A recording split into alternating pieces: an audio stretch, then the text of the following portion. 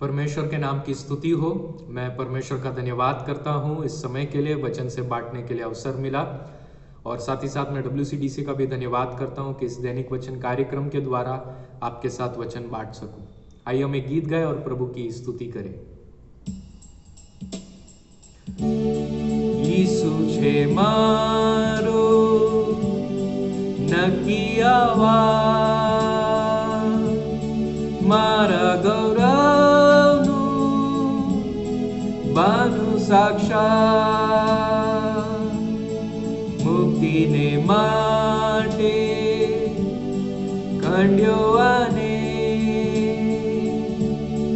ફરી જન્માવ્યો જોયો મને,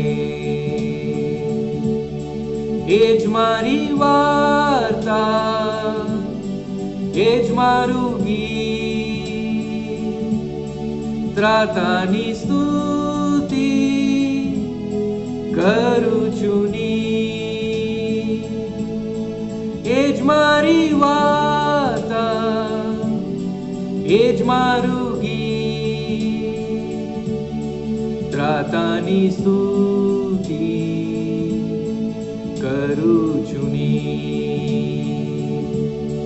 પૂરી આધીનતા પૂરો છે હર, તેથી જોઉં છું ગૌરવીધર, આકાશી દૂતો લાવે ઘણા સંદેશ કૃપાને પ્રીતિ તણા,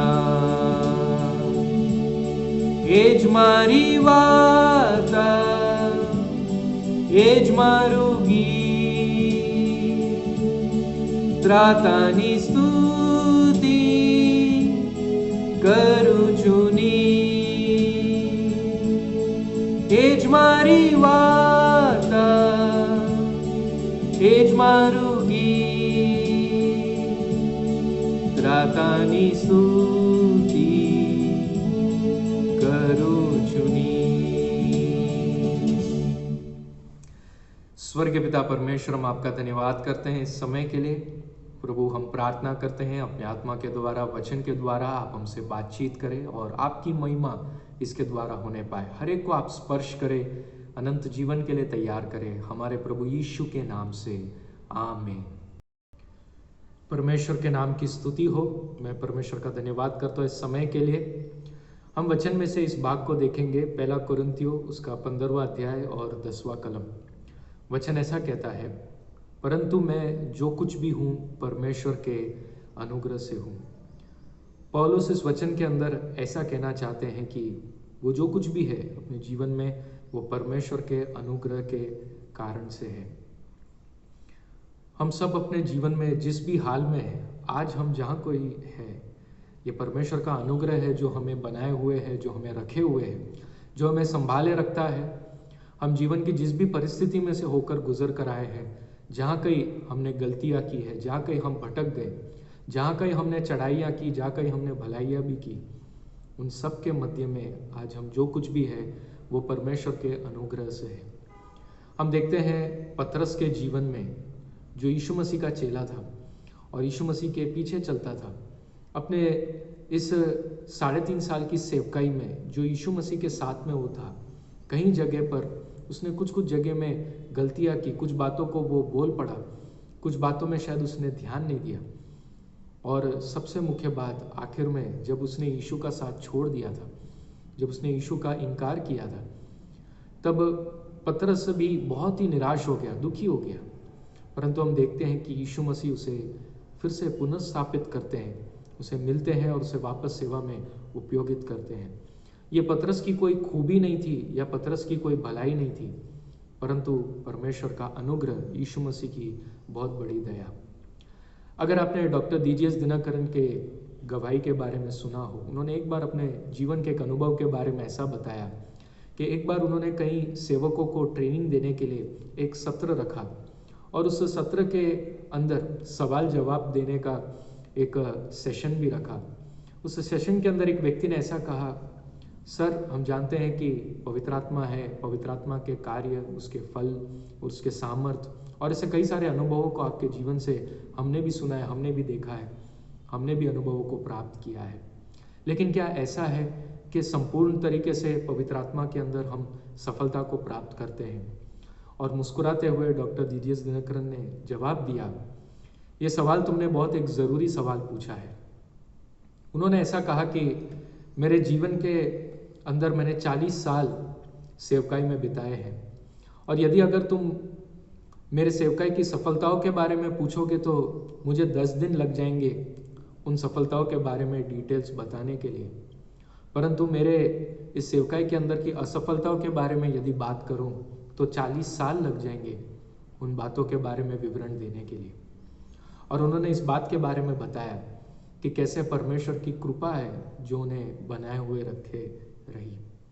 और पौलुस भी इस वचन के अंदर यही बात हमें समझाते हैं, परंतु मैं जो कुछ भी हूँ परमेश्वर के अनुग्रह से हूँ। उसका अनुग्रह जो मुझ पर हुआ वो व्यर्थ नहीं हुआ, परंतु मैंने उन सब से बढ़कर परिश्रम भी किया, तो भी यह मेरी ओर से नहीं हुआ परंतु परमेश्वर के अनुग्रह से जो मुझ पर था। सभी बातों में, चाहे परिश्रम में हो, चाहे अपने जीवन की जिस भी अवस्था में हो, पौलुस यही कहते हैं, परमेश्वर के अनुग्रह के कारण ही बने रहे। मेरे भाई और बहनों, हम भी अपने जीवन में इसीलिए बने रहते हैं क्योंकि परमेश्वर का अनुग्रह हमारे ऊपर है। आज आप जहाँ भी है वो परमेश्वर के अनुग्रह के कारण है। यदि परमेश्वर का अनुग्रह हमारे जीवन के ऊपर से हट गया, यदि परमेश्वर की दया हमारे जीवन के ऊपर से हट गई, तो बहुत बड़ा कष्ट, बहुत बड़ी वेदना हमारे जीवन में हम अनुभव करेंगे। परमेश्वर से दूर हो जाना, परमेश्वर से अलग हो जाना बहुत ही दर्दनाक है। परंतु आज सवेरे के समय में इस बात को जाने, आप जहाँ भी है इस बात को अनुभव करें कि यह परमेश्वर का अनुग्रह है। यदि आप इस संदेश को सुन रहे हैं, यदि परमेश्वर आपसे बातचीत कर रहा है, आप जानिए परमेश्वर का अनुग्रह है जो आपको बनाए रखना चाहता है, जो आपको बचाना चाहता है, जो आपको सुरक्षित करना चाहता है, जो आपको अनुग्रहित करना चाहता है, जो आपकी भलाइयाँ करना चाहता है।